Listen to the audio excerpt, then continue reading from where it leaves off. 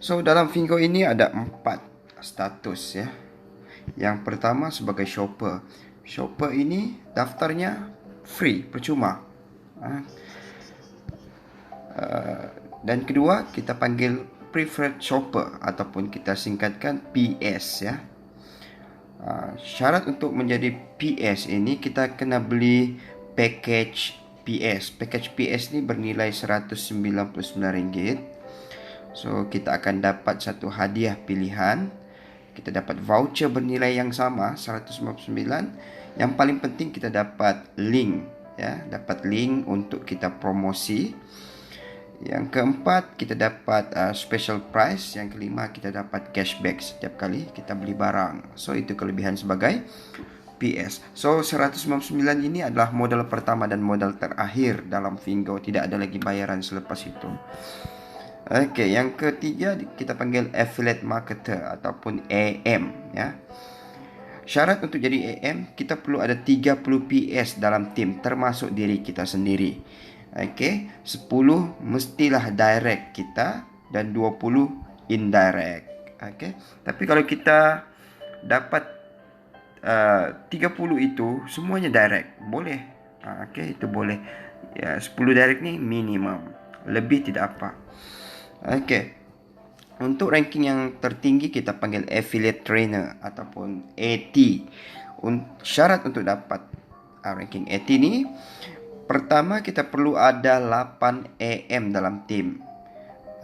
Sekurang-kurangnya 3 daripadanya direct, 5 itu indirect. Indirect ni maksudnya level 2 dan seterusnya. Dan dalam tim keseluruhan kita perlu ada 500 PS. 500 ni direct dan indirect dicampur. Okey. Tidak ada tempo, masa yang ditetapkan. Bila kita dah capai, automatik kita capai dan tidak ada istilah turun ranking. Okey. So, bagaimana commission kita dikira ya? Kita panggil cashback. Ini Upin. Okey. Upin sebagai shopper. So, sebagai shopper, Upin akan dapat voucher RM5 selepas daftar automatik ya. Upin boleh share link produk untuk dapat voucher RM5. Jadi kalaulah Upin ini share link dan ada kawannya membeli barang tersebut, Upin akan dapat voucher RM5 ya. Voucher ni voucher diskaun. So Upin boleh gunakan untuk beli barang. Okey, Upin ni hanya boleh membeli saja, tidak boleh dapat cashback, tidak boleh dapat duit. Okey. Tapi ini Ipin, okey. Ipin upgrade kepada sebagai preferred shopper, PS ya. So, Ipin pun promote lah kepada seorang shopper ya. Seorang shopper, jadi shopper ini kalau dia buat belian, Ipin akan menerima 10%. Okey, setiap kali shopper ini beli barang, Ipin akan terima 10%. Contoh, shopper ini beli barang RM100, Ipin akan terima RM10 sebagai cashback. Okey. 10% ni adalah purata. Tidak semua barang itu 10%. Ada yang 7%, ada yang 8%, ada 10%, ada yang 20% ya. So dia tidak tetap. Ini 10 ni adalah purata. So Ipin juga membawa seorang kawan yang berstatus PS. So Ipin ni dia ada kawan upgrade kepada PS sama macam Ipin. So bila yang PS ini upgrade ya, Ipin akan menerima RM50 one time, sekali saja sebagai referral ya. Dan setiap kali PS ini beli barang, Ipin tidak menerima apa-apa imbuhan commission ya, 0% sebab PS itu yang menerima. So senang cerita, PS ni hanya boleh dapat level 1 saja.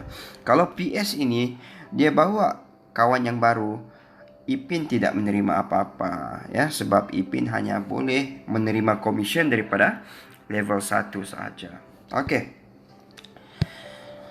So Ipin ini satu masa nanti dia akan jadi affiliate marketer ya, bila dia sudah cukup 30 PS. So Ipin AM. Untuk yang shopper, Ipin akan menerima 14% Tadi 10%, sekarang Ipin menerima 14% daripada shopper kalau beli barang. Okey. Untuk daripada PS pula, okey, Ipin akan menerima RM50. Jadi kalau Ipin ni ada invite seorang shopper dan shopper itu upgrade kepada PS, Ipin akan menerima referral RM50, upgrade insentif RM50. So Ipin akan menerima RM100 ya, daripada seorang PS yang upgrade. Dan kalau PS ini beli barang, Ipin akan menerima 4% setiap kali dia beli barang. Okey. Dan mungkin juga Ipin akan melahirkan AM yang sama ranking macam Ipin.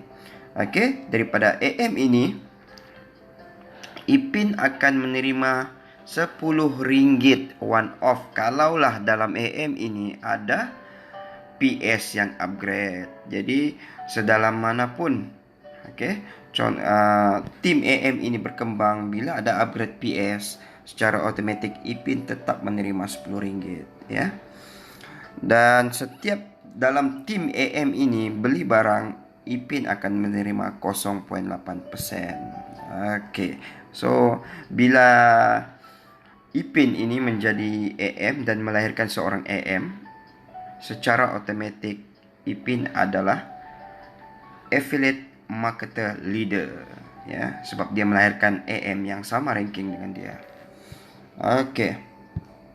Bagaimana pula Ipin bila dia menjadi affiliate trainer? Okey, Ipin sudah menjadi AT.